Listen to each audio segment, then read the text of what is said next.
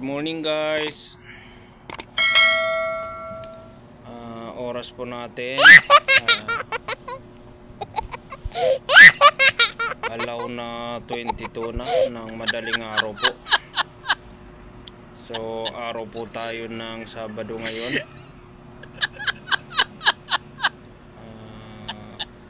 January 27, 2024. Bilis po ng panahon guys. So magbibigay po tayo ng reaction guys, konting reaction po sa mga narinig po natin ngayon patungkol po sa mga bangayan po ng mga leadership po natin. Mas lalong lumala po, mas lalong lumala po yung bangayan po ng mga det var helt förfärligt. Babatas po natin. Senado versus Kongreso. So matindi na guys. Magbigay lang po ako ng konting reaction po guys doon sa patungkol doon sa suhulan ng Kongreso sa district. Sobrang laki. Kung gaano katotoo yun guys, sobrang laki po yung suhul po ng district po natin. Bilang po ng district po natin, kung hindi po ako magkakamali, 316 ata.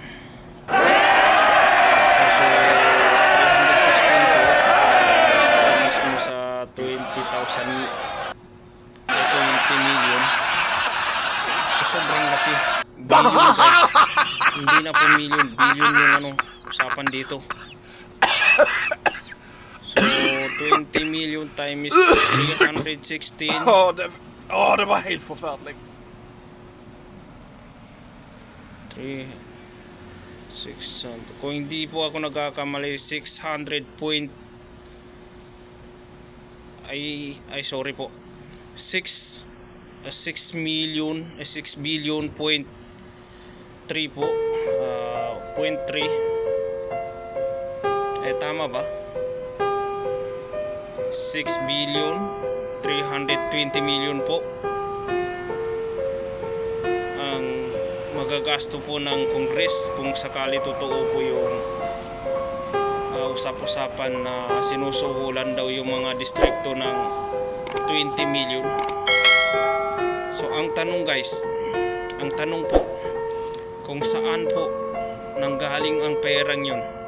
Saan po kukunin ng Congress yung ganong kalaking pera? May sarili po ba silang pondo? May sarili po ba silang pera para isuhol sa mga distrikto? Wala guys. Meron man niya mga pera pero hindi abot ng ganong kalaki. Hindi abot ng ganong kalaki yung mga pera po nila. Grabe. Ang ibig sabihin ng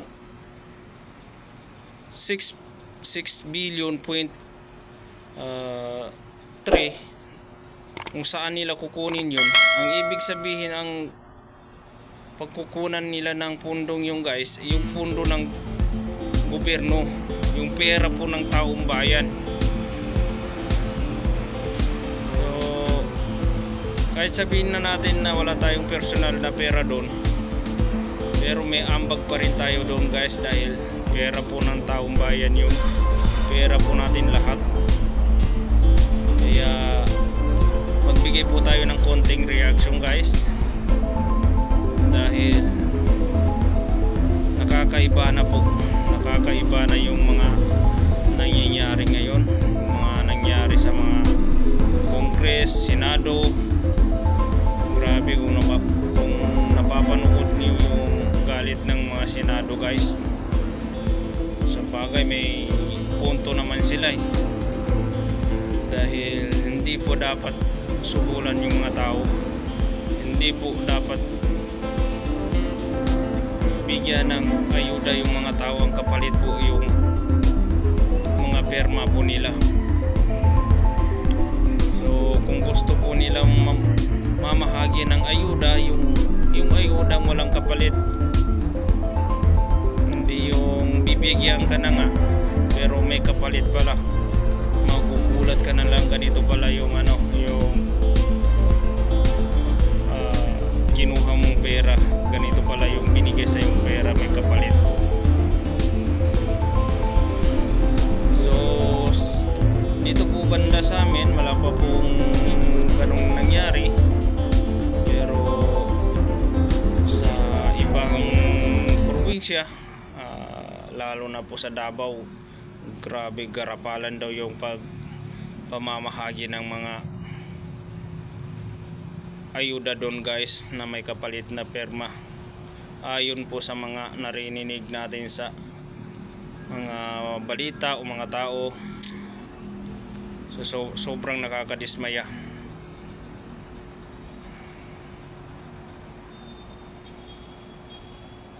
Kaya tayong mga Pilipino guys ang kawawa dito.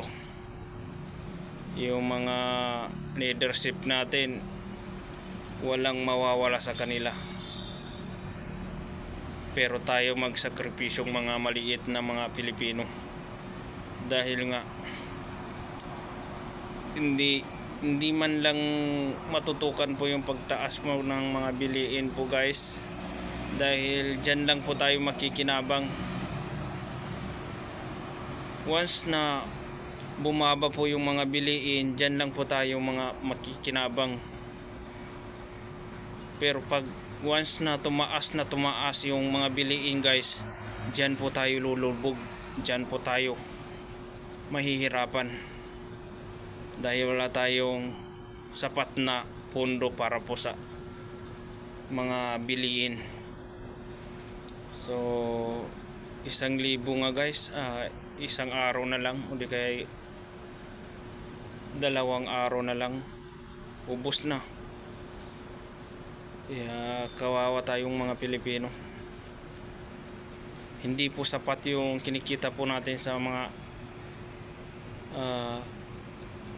trabaho natin, hindi po sapat yung sinasahod po natin para po sa mga bilihin po, hindi po sapat. Kaya sobra pong kawawa. So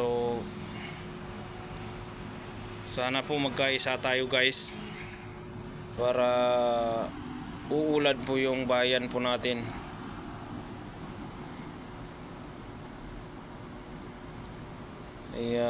Hanggang dito muna yung video natin guys, yung reaction po natin patungkol po doon.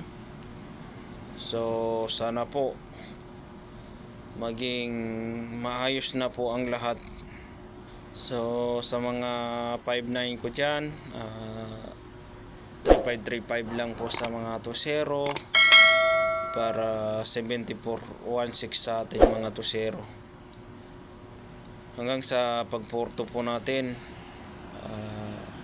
save po yung mga area po natin, mga nasasakupan po natin. Sa mga kapatid namin na mga OFW, yung mga nagtatrabaho po sa ibang bansa, so ingat po kayo lagi dyan, at sana po nasa maayos kayong kalagayan at nasa maayos na pangangatawan ang bawat isa sa inyo. So yun guys, dumaan po yung plane po natin. So mula dito sa inuupuan ko guys, napakababa po yung lipad pa po ng mga plane po.